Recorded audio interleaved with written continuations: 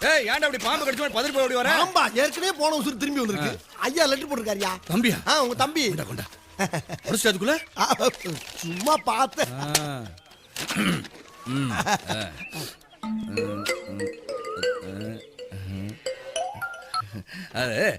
நீயா படிச்சிடா? நானா?